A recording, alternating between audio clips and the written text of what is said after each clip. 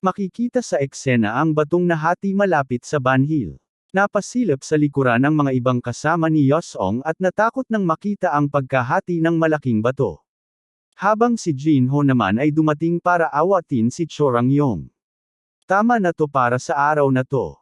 May kailangan pa tayong asikasuhin, sabi niya. Nakangiti naman si Yosong at sinabi, hindi pa ba sapat na natalo kita sa nakaraang laban natin? Hindi masama kung tatapusin mo muna ang laban nyo ni Giho. Seryosong sumagot si Chorangyong, pumunta ako rito upang manalo ng may dangal, hindi mo ba nakikita ang pagkakaiba namin? Sumagot naman si Yosong, anong pagkakaiba ang sinasabi mo? Ang paggamit ng iyong mga paa kapag nagmamadali. Hindi ba sinabi mo na ang Hua sect ay gumagamit lamang ng kanilang mga kamay at espada? Mukhang ginagamit mo rin ito kapag kinakailangan, hindi ba? Nagalit naman si Chorangyong nang hawakan siya ng kanyang master, Jinho, bakit mo ako pinipigilan? Nakangiting sumagot si Jinho, mas mabuting pakalmayan mo muna ang iyong sarili. Ayaw kong makakita ng mga bangkay sa taluktok na ito. Ang dahilan kung bakit ibinigay ko sa inyo, kayong mga kabataan, ang tunay na espada ay upang ipadama sa inyo ang bigat ng responsibilidad. Hindi ko ito itinuro upang basta-basta nyo na lamang huhugutin ng ganito. Magtika ka, Chorangyong. Kapag lumampas ka pa sa linyang ito, sinisira mo ang dangal ng Hua sect. Huwag mong sirain ang lahat. Hinugot mo lang ang espada at iwinasiwas ito sa laban, tapos may naputol kang kamay. Akala mo ba pumunta sila rito upang mag-higanti? Ipakita mo ang dahilan mo para dyan. Nang dumating ako, pinagmasdan ko ang sitwasyon. Kitang-kita ko mula rito. Napakaridikulo kung basta ko nalang palalampasin ito. May narinig akong parang bumagsak kanina. Nasa lugar ang mga tagapagbantay, pero wala ang mga karo.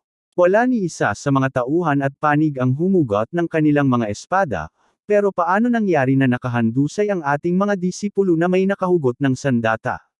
Hoy, Chorangyong, at kayong lahat. Itigil nyo na ito bago pa lumala ang lahat. Dagdag na payo ni Jinho sa kanila. Ngunit galit na nagtanong si Chorangyong, bakit ka kumakampi sa mga tagalabas? Seryosong sumagot naman si Jinho sa kanya, sa tingin mo ba, magiging mas maayos ang ating sekta sa ginagawa niyo?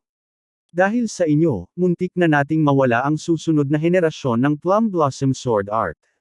Natawa si Soso nang marinig yun, muntik na maging baog si Chorangyong sa nakaraan laban nila ni Yosong. Dagdag pa ni Jinho, itigil nyo na ang ganitong kabaliwan at bastos na mga kilos dahil lang sa galit nyo sa iisang tao. Alam kong galit ka, pero nakalimutan mo ang prinsipyo ng 5 kabutihan. Sinayang mo ang pagkakataong mapawi ang iyong galit at hinanakit dahil lang sa sariling kahangalan at damdamin. Sino ba ang nagkokontrol sa iyo ngayon? Galit na sumagot si Chorangyong, ngayon na ang pagkakataon ko, paano mo nasasabing nawala ito sa akin? Galit na nilabas ni Jinho ang kanyang apoy at sinabi, sabi kong tama na. Panipi, ang kabastusan mo ay wala ng hangganan. Gaano mo katagal sa tingin mo akong pinapanood? Pinalaki ka ng labis na tiwala sa sarili mong talento, kaya lalo kang naging arrogant. Samantalang si Mayong Jung, patuloy ang kanyang pagsasanay, inuuna ang kanyang tungkulin, at pinapahalagahan ang katuroan ng kadakilaan. Mas karapat-dapat siyang matawag na tunay na disipulo ng Hua kaysa sa iyo. Tulad ng ulap na bumabalot sa kabundukan, ang apoy ay bumabalot sa kanyang espada. Kilala ito bilang stratified sword o wall and geometry swordsmanship method, isang napakahirap na estilo ng espada. Dahil sa panganib na masaktan din ang gumagamit nito, halos imposibleng matutunan ito sa loob ng Hua sect. Hanggang sa dumating si Jinho. Habang inaayos ko ang gulong ginawa mo, manatili ka na lang dyan at manahimik. Giit ni Jinho na seryoso na kangyan mga sinasabi. Biglang isang notifikasyon ang napansin ni Yosong, misyon natapos. Natapos mo ang espesyal na misyon. Isang gantimpala ang ibinigay. Peak Passive Skill, Chi Distribution Level 1, 0% proficiency. Nagpapatibay ng enerhiya ng Chi sa pamamagitan ng paghinga at nireregula ang daloy nito sa katawan. Maaaring i-activate habang nakaupo. Walang kinakailangang karagdagang katangian. Nakapagkamit ka ng bagong passive skill, Chi Distribution. Ngayon ay isang napakagandang araw. Mula sa pagpapalakas ng katawan hanggang sa pamamahagi ng chi, kahit na nangyari na ito, hindi ko pa rin lubos maisip.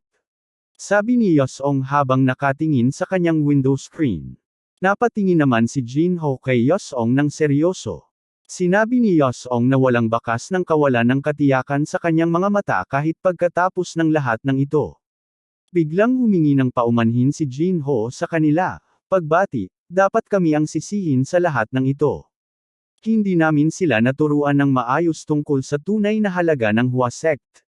Bilang kanilang mga mentor, nabigo kami, dagdag ni Jinho. Mayong so. Bayad na ba ang balanse? Ayaw ko sanang ipaalala, pero ito na, para sayo. Oo, bayad na. Master Jinho. Nakakalungkot kayong makita sa ganitong kalagayan. Pero sa totoo lang, masaya pa rin ako. Bulong niya sa sarili habang nakangiti nakatingin kay Jinho. Ano? Paano mo nalaman ang tunay kong pangalan? Nakangiting tanong ni Jinho sa kanya. Siguro naman, ngayon mo lang ako nakita, hindi ba? Ikaw ang nagsindi ng paputok gamit ang apoy na iyon, di ba master? At nang makausap ko ang inspector, sinabi niyang may isang lasing-ero sa bundok Hua na posibleng makatulong sa amin, nakangiting sinabi niya ito na ikanagulat ng lahat. Galit na nagsalit si Mayong So, ano? Lasing-ero. Paano mo nasabi ang ganung bagay? Natawa naman ng halakhak si Jinho sa narinig niya. Tama. Ang lasing-ero na tinutukoy mo ay ako mismo.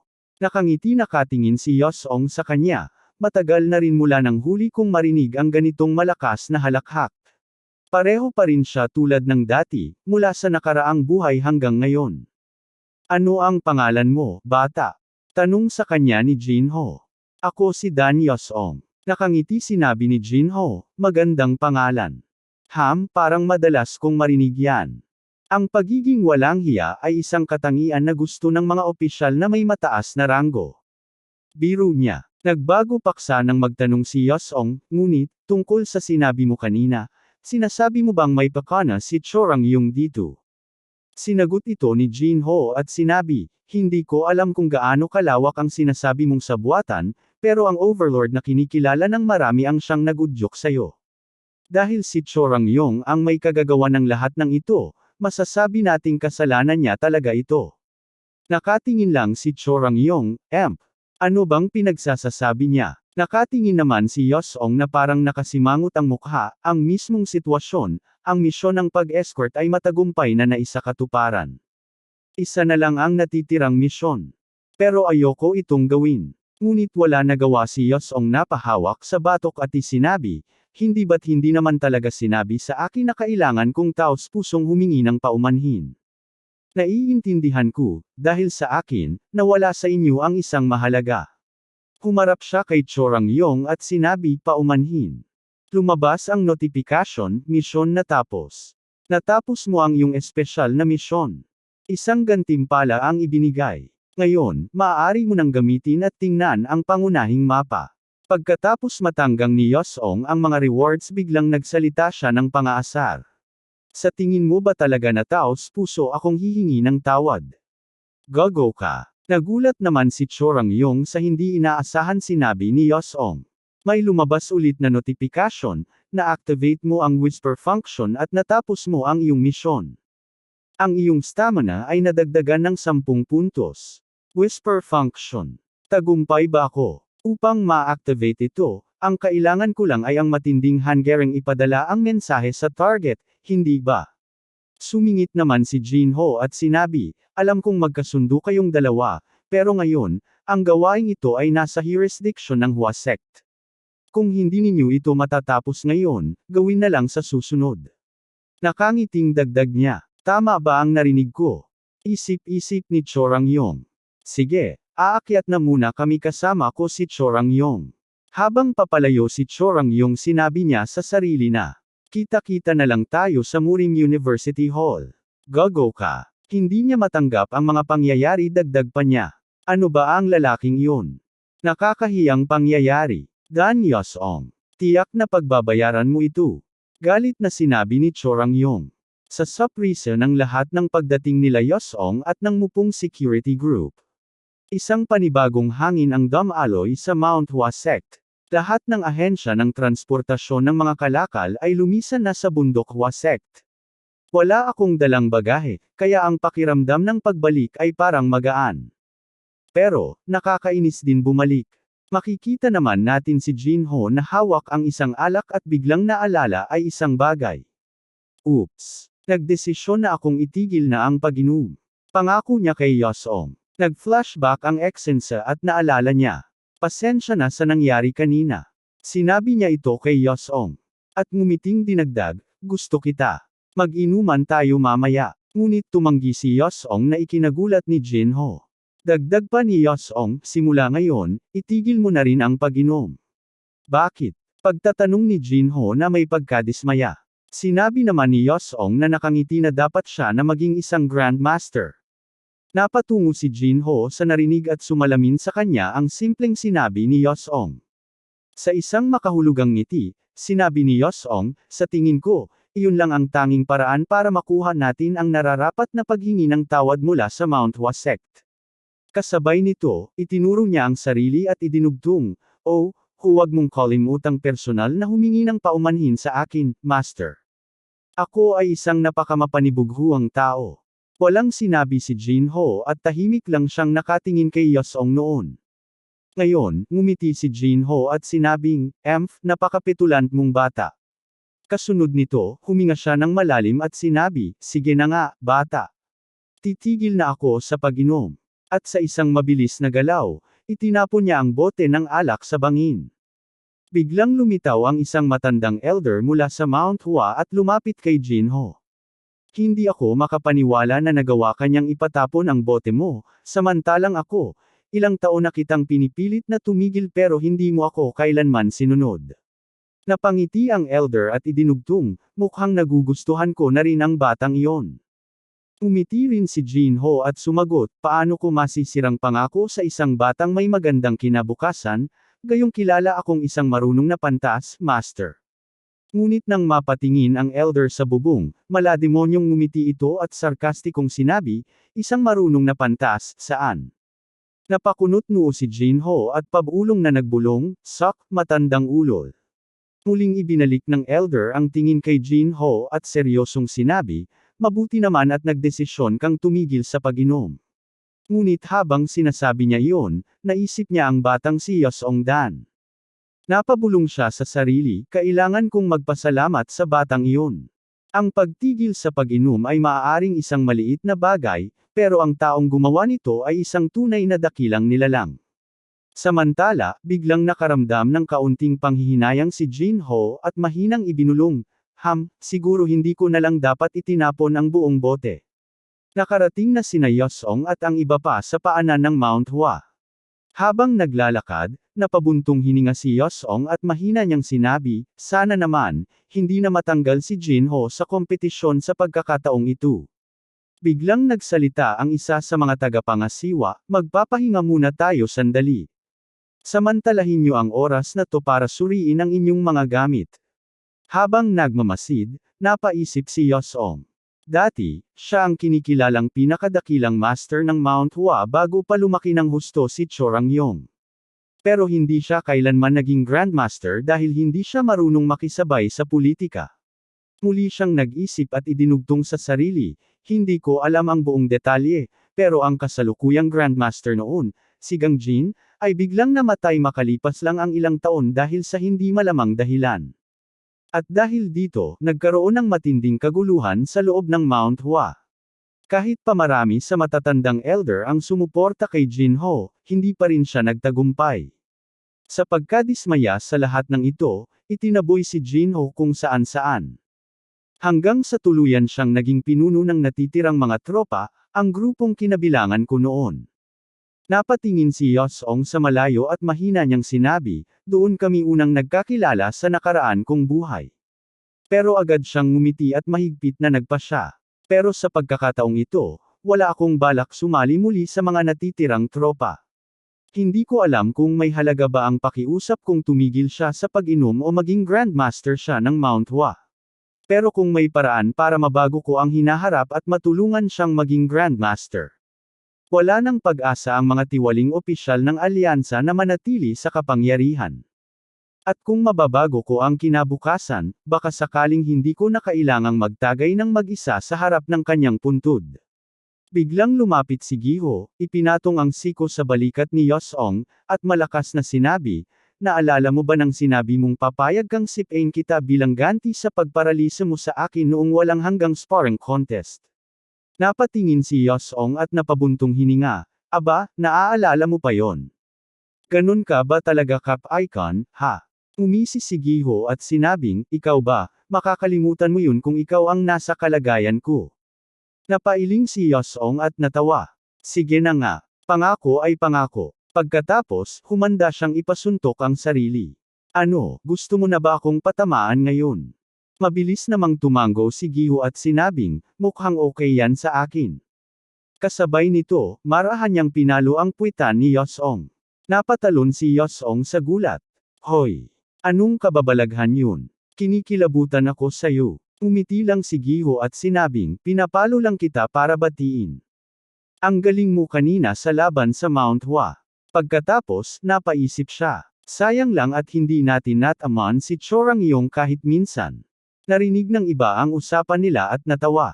Tumango ang isang tagapangasiwa at sinabing, "Oo nga. Ang sarap panoorin nun."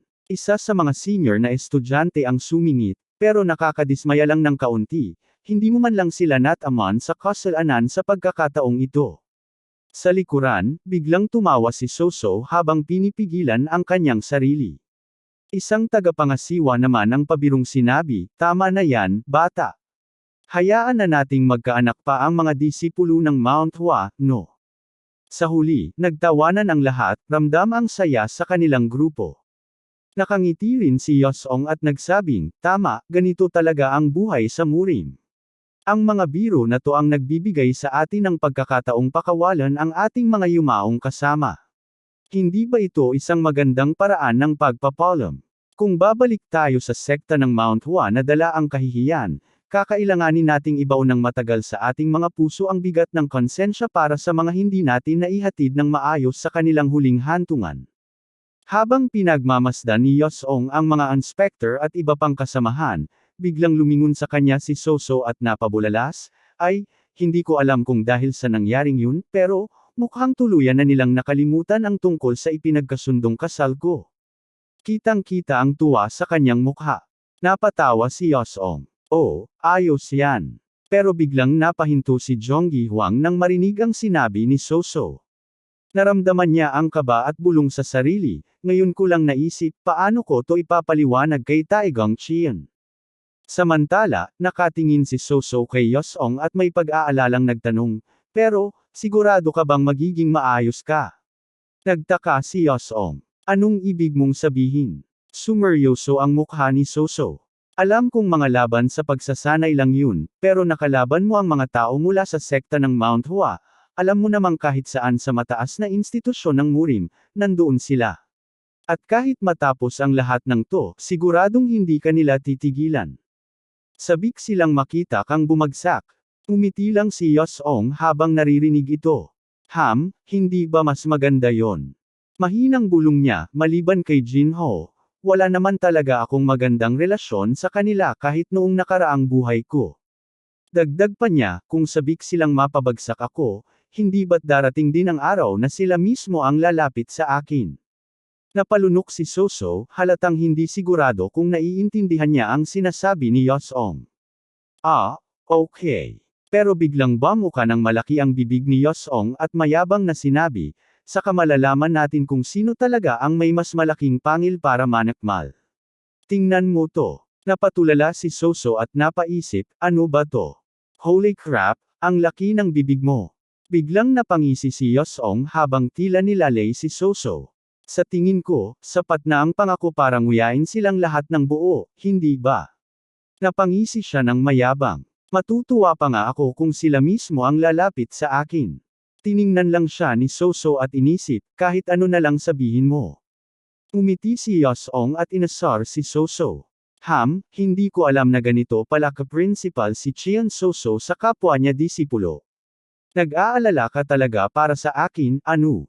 Biglang kinabahan si Soso. Ha? Sino? Ako. Hindi pa rin tinigilan ni Yosong ang pang-aasar. Hindi ba? Agad lumingon si Soso palayo at umismid. Hindi ni hindi man lang. Siyempre naman, sagot ni Yosong, nakangisi. Pero mabilis na sumagot si Soso. Sinabi ko ng hindi, enggot. Napaisip si Yosong at gumawa ng mukha na parang meme. Sa tingin ko, nag-aalala ka nga talaga. Agad na binago ni Soso ang usapan. Hoy, dumaan tayo sa daan pabalik para gupitan ka ng buhok. Napakunot noo si Yosong. Gupit, pwede ko naman itali ulit ang buhok ko. Hindi bagay sa'yo ang ponytail, sagot ni Soso. Idinagdag pa niya, bigyan ka natin ng undercut gaya ng kay Giho. Nanlaki ang mata ni Yosong, halatang naguguluhan. Umiti si Giho at sumabat, mukhang maganda yan. Ako na mismo ang gugupit sa'yo. Biglang nanginag si Yosong habang iniisip ang magiging itsura niya. Parehong gupit kay Giho. Teka, sigurado ba kayong babagay yun sa akin? Umiti si Soso nang may kakaibang kislap sa mata. Hulihin niyo siya. Nakangiti lang si Giho habang mabilis na hinawakan si Yosong. Anong ginagawa niyo? Walang paraan. Hindi ko hahayaan na hawakan niyo ako. Sigaw ni Yosong habang nagpupumiglas. Matalim ang tingin ni Soso. Itali natin siya sa punong iyon. Habang abala ang lahat sa paglulukso kay Yosong, tahimik namang nag-iisip si Jonggi Huang sa isang tabi.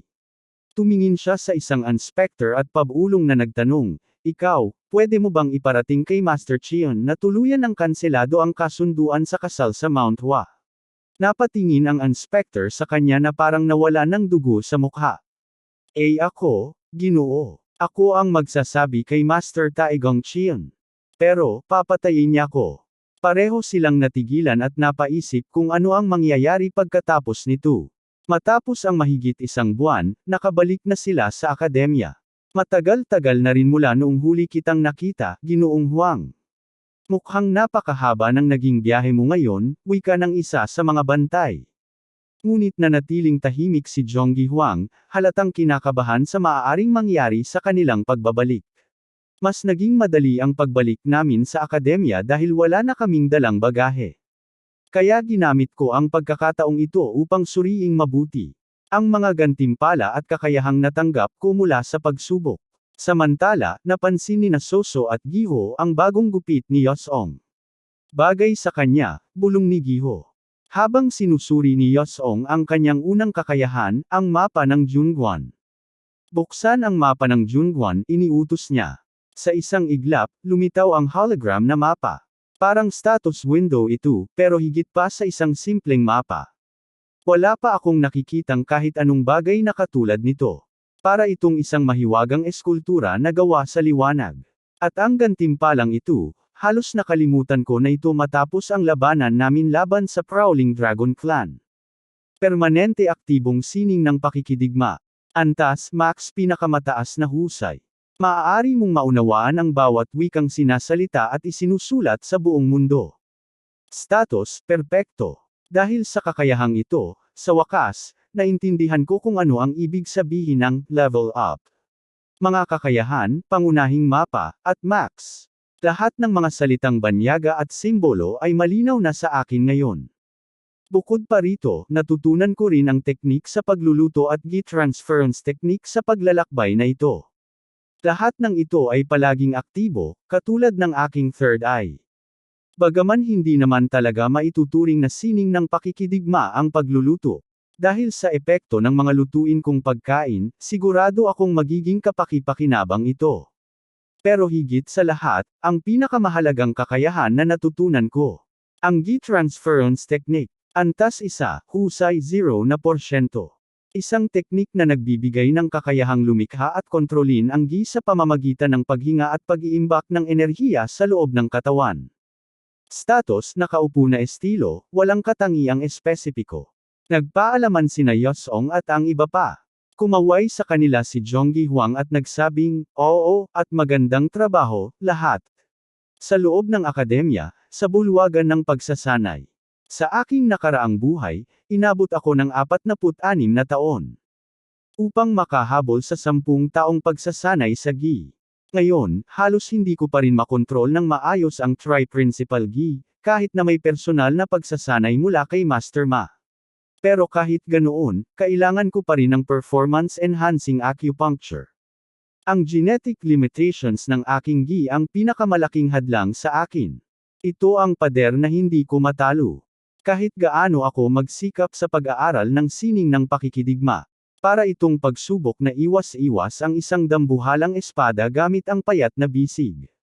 Biglang napahinto si Soso nang makita niyang nasa gitna ng batong haligi si Yosong. Nagninilay-nilay si Yosong. Matapos kong magpasyang sanayin ang Gi-transference technique, kusang gumalaw ang aking katawan, upang mapadaloy ang enerhiya sa 8 pambihirang meridian. Nararamdaman ni Yosong ang pagbabago at napabulong. Hindi rin naman ito gaanong napapataas ang aking Gi.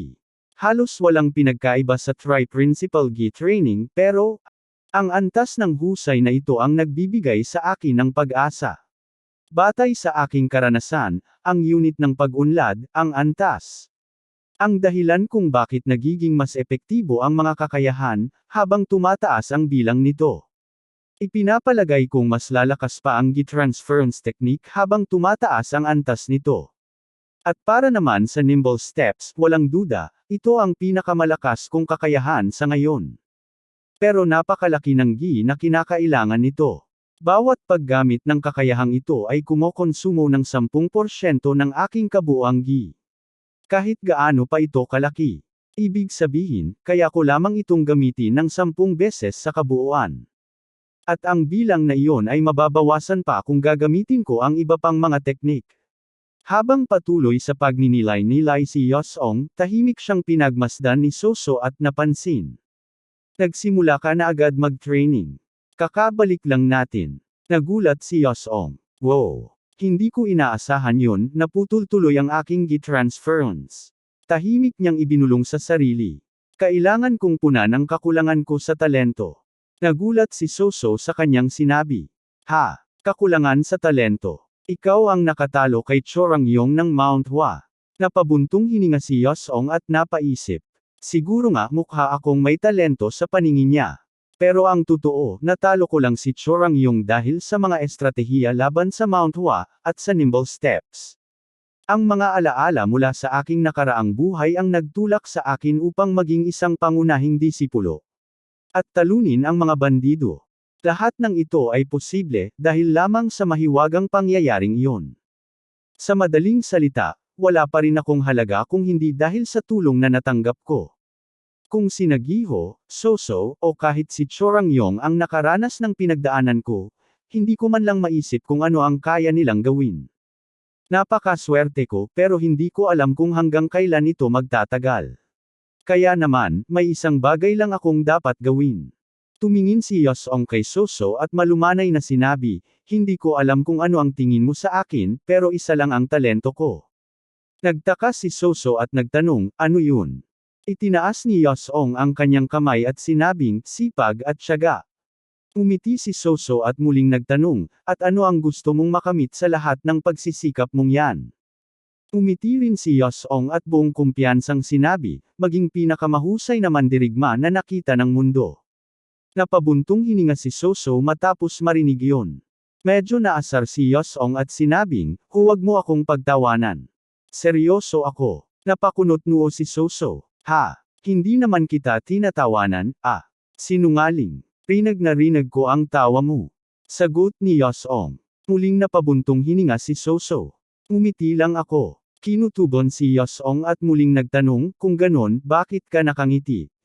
Muling ngumiti si Soso at sinabing, masaya lang ako, kasi sa wakas nagpagupit ka na rin. Pagkasabi noon, agad siyang lumayo at pabirong sinabi, ngayon, tigilan mo na yang kakakulit mo at maligo ka na. Ang baho mo na. Aalis na ako. Nanatiling nakatayo si Yosong, litong-lito sa nangyari. Ha? Ano? Bakit? Habang naglalakad palayo, bahagyang namula si Soso sa sarili niyang sinabi. Samantalang si Yosong, walang kamuwang-muwang, iniisip pa rin kung tumatawa nga ba sa kanya si Soso kaya ito biglang umalis. Kinagabihan, habang nakapikit at nagmumuni-muni, muling nagtuon ng pansin si Yosong. Samantala, mula sa isang tore, nakatanaw si Soso sa kanya, may ngiti sa labi. Sa totoo lang, Yosong, mahinang boses niyang sabi. Umiti lang ako kasi naniniwala akong kaya mong gawin yun, gago ka. Sa parehong gabi, sa isang liblib na lugar, may isang misteryosong lalaki na nakaupo sa ibabaw ng isang bato, humihit-hit ng sigarilyo. Sinulyapan niya ang kalangitan at bulong sa sarili, magulo ang mga bituin ngayong gabi. Dalawang mandirigma ang lumapit sa kanya, bahagyang nakayuko, halatang kinakabahan.